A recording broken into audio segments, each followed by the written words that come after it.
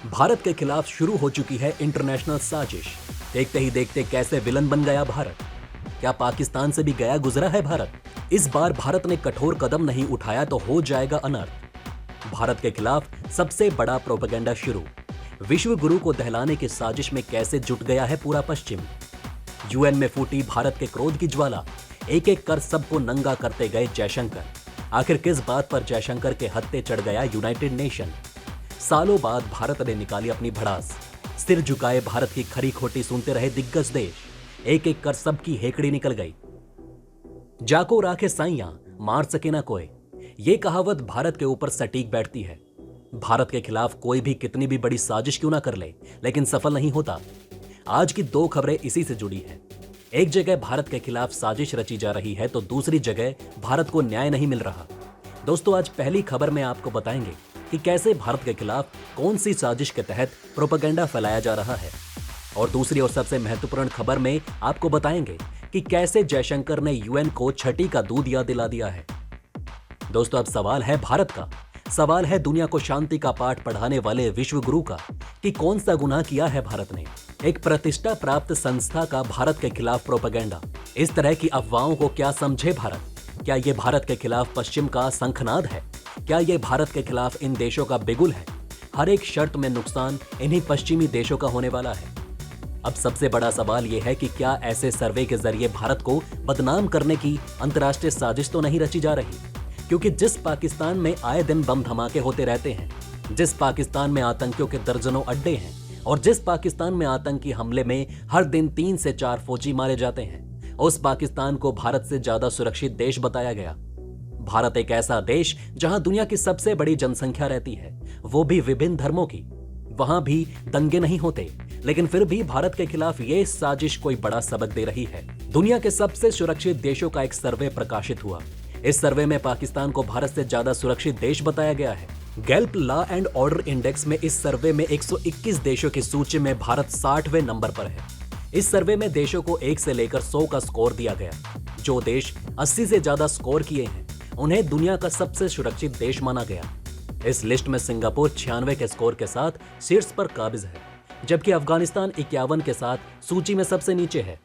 Singapore के बाद Tajikistan, Norway, Switzerland और इंडोनेशिया को शीर्ष 5 में स्थान मिला है, जबकि दक्षिण अमेरिका में वेनेजुएला और अफ्रीका में सिएरा लियोन, कांगो और गैबोन निचले 5 देशों में शामिल है। हालांकि इस सर्वे पर सवाल भी उठ रहे हैं।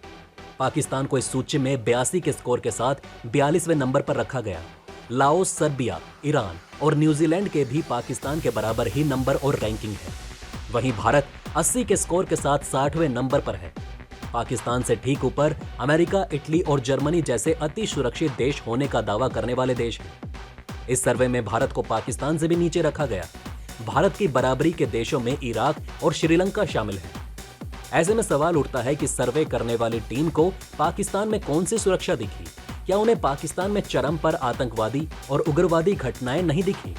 खुद पाकिस्तानी मंत्री ने देश की संसद में यह स्वीकार किया है कि खैबर पुख्तनवा और बलूचिस्तान में बढ़ रही हिंसा और कुछ नहीं बल्कि आतंकवाद है। जन्नत कही जाने वाली स्वात घाटी में टीटीपी आतंकवादियों का बोलबाला काफी बढ़ रहा है। ऐसे में पाकिस्तान को किस आधार पर भारत से सुरक्षित देश घोषित किया जा रहा है? दोस्तों, अब आपको बताते हैं गैल्प ने कैसे किया सर्वे। सर्वेक्षण में पाया गया कि दुनिया भर में 10 में से 7 लोग रात में अकेले चलने में सुरक्षित महसूस करते हैं जहां वो रहते हैं। उन्हें अपनी स्थानीय पुलिस पर भरोसा है। रिपोर्ट में कहा गया कि कुल मिलाकर सुरक्षा मैट्रिक्स 2020 और 2021 के बीच स्थिर रहे। वार्षिक गैल्प सर्वेक्षण में 122 से अधिक देशों और क्षेत्रों में 2021 और 2022 की शुरुआत में 15 वर्ष से अधिक उम्र के लगभग 1,27,000 लोगों का इंटरव्यू किया गया। प्रत्येक देश में लगभग 1,000 लोगों ने टेलीफोन या आमने सामने बैठकर सर्वे में शामिल सवालों के जवाब दिए। वहीं नंबर 1 पर आने वाले सिंगापुर को इस सर्वे में 96 नंबर दिए गए। वहीं ताजिकिस्तान को दुनिया का दूसरे नंबर का सबसे सुरक्षित देश बताया गया, जिसे 95 नंबर दिए गए, जबकि नॉर्वे 93 नंबर के साथ तीसरे और स्विट्जरलैंड 92 नंबर के साथ चौथे और इंडोनेशिया को भी 92 नंबर के साथ 5वें नंबर पर रखा गया। वहीं सर्वे रिपोर्ट में दुनिया के 5 सबसे ज्यादा असुरक्षित देशों में अफगानिस्तान के अलावा सिएरा लियोन, कांगो, वेनेजुएला और गबोन को रखा गया। वहीं इस सर्वे में अमेरिका, कनाडा, वेस्टर्न यूरोप की भी रैंकिंग कम कर दी गई। अब आइए दोस्तों बढ़ते हैं दूसरी खबर की तरफ। हमारे विदेश मंत्री जयशंकर जी ने अपने गहरे और तीखे शब्द बाणों से यूएन को छलनी कर दिया है। 26/11 हमले की याद में जयशंकर जी ने पूरे यूनाइटेड नेशन को जो लताड़ लगाई उसको कभी नहीं भूला जाएगा। आइए दोस्तों आपको बताते हैं कि हमारे विदेश मंत्री ने पूरे यूएन को क्या क्या सुनाया और पूरी की पूरी सभा भारत की इस लताड़ को सिर झुकाए सुनती रही। विदेश मंत्री एस जयशंकर ने शुक्रवार को मुंबई में आतंकवादियों पर प्रतिबंध लगाने के मामले में ढिलाई बरतने को लेकर संयुक्त राष्ट्र सुरक्षा परिषद पर जमकर भड़ास निकाली। उन्होंने कहा कि 26/11 आतंकी हमलों में मुख्य साजिशकर्ता और उसकी योजना बनाने वाले अब भी सुरक्षित हैं और उन्हें सजा तक नहीं दी गई। उन्होंने ये भी कहा कि जब कुछ आतंकवादियों पर प्रतिबंध लगाने की बात आती है तो कुछ मामलों में यूएनएससी राजनीतिक कारणों से कार्यवाही करने में नाकाम रही है। संयुक्त राष्ट्र सुरक्षा परिषद के 2 दिवसीय आतंकवाद रोधी सम्मेलन को संबोधित करते हुए विदेश मंत्री एस जयशंकर ने 26/11 हमले को याद किया। इस दौरान उन्होंने कहा कि मुंबई आतंकी हमलों में जो लोग आरोपी थे उन्हें भारत लाने का काम अधूरा रह गया। उन्होंने कहा 14 साल पहले मुंबई में हमारे सामने सबसे भीषण आतंकी हमला हुआ था। इस हमले में 140 भारतीय लोगों के साथ 26 नागरिक जो कि 23 अन्य देशों के रहने वाले थे उनकी जान चली गई। जयशंकर के साथ कार्यक्रम में शामिल गबोन के विदेश मंत्री और संयुक्त राष्ट्र सुरक्षा परिषद के अध्यक्ष माइकल मूसा ने ताज पैलेस होटल में 26/11 आतंकी हमले में जान गंवाने वाले लोगों को श्रद्धांजलि दी।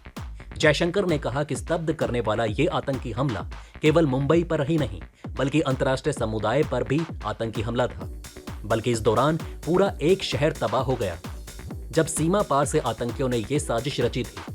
ये विशेष सम्मेलन मुंबई के ताज होटल में किया जा रहा है जो कि 26/11 का मुख्य केंद्र था।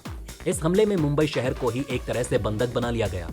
इस हमले के दौरान पूरे शहर को ही बंधक बना लिया गया था। शहर के उन आम लोगों को भी इस हमले में निशाना बनाया गया जो कि अपने रोजमर्रा के काम कर रहे थे। ये हमला सिर्फ मुंबई पर नहीं था बल्कि ये हमला पूरी इंटरनेशनल कम्युनिटी पर किया गया।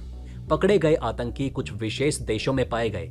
ये सीधे तौर पर संयुक्त राष्ट्र के सदस्य देशों के लिए खुले तौर पर एक चुनौती की तरह है। उन्होंने कहा कि हमने जब से इस हमले के मास्टरमाइंड और अपराधियों को न्याय के कटघरे में लाने का प्रयास किया, ये काम अधूरा रह गया। दोस्तों अब आप हमें कमेंट सेक्शन में बताइए कि क्या ये बातें आपको पहले से पता थी? अगर नहीं तो इनमें से कौन सी बात आपको सबसे ज्यादा इंटरेस्टिंग लगी? और कमेंट बॉक्स में जय हिंद लिखना ना भूलिएगा। तो दोस्तों हमारे इस वीडियो में हमने आपको बहुत सी बातें बताने की कोशिश की। अगर आपको हमारी ये कोशिश अच्छी लगी हो तो प्लीज लाइक करें इस वीडियो को और इसी तरह की और जानकारी पाने के लिए सब्सक्राइब करें हमारे चैनल को। जितना हो सके इस वीडियो को शेयर करना ना भूलें। धन्यवाद।